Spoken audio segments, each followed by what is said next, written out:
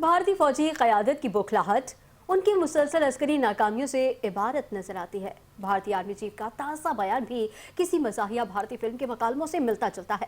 تفصیلات جانیں گے خالد فرشوری کی اس رپورٹ میں۔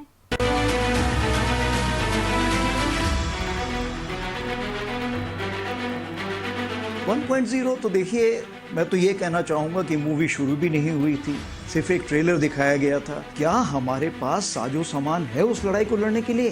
بھارتی آرمی چیف کا باہمی تضادات اور ذہنی انتشار سے بھرا بیان۔ بھارتی عسکری قیادت شدید ذہنی بوکھلاہٹ کا شکار۔ مارکہ حق میں بدترین ناکامی اور عالمی سطح پر رسوائی نے بھارتی عسکری اور سیاسی قیادت کو شدید دباؤ میں دھکیل دیا ہے۔ عسکری کمزوریوں، بدترین آپریشنل کارکردگی اور پے در پے فوجی ناکامیاں بھارتی دفاعی ڈھانچے کو لاغر ثابت کر چکی ہیں۔ مودی سرکار کی ہندوتوا سیاسی ذہنیت بھارتی سیاسی قیادت پر غیر معمولی سیاسی دباؤ مسلط رکھنے کے لیے کافی ہے۔ بھارتی ٹی وی اینکرز اور عسکری ماہرین فلمی طرز کے بیانیے پیش کر کے اپنے آپ کو مہاتما ثابت کرنا چاہتے ہیں۔ ایسی کشمکش میں کبھی 3 مہینے بعد 7 طیارے مار گرانے کا دعویٰ کر دیا جاتا ہے اور کبھی دہشت گردوں کے ٹھکانے کو تباہ کرنے کا دعویٰ۔ اسی سلسلے کی ایک کڑی کے طور پر بھارتی آرمی چیف نے ایک اور متضاد اور کنفیوژن سے بھرا بیان دے کر صورتحال کو مزید مزے کا خیز بنا دیا۔ ایک طرف ان کا دعویٰ ہے کہ ہندوستان نے کچھ اسلحہ استعمال کر کے پاکستان کو گھٹنے ٹیکنے پر مجبور کر دیا، دوسری طرف اعتراف یہ ہے کہ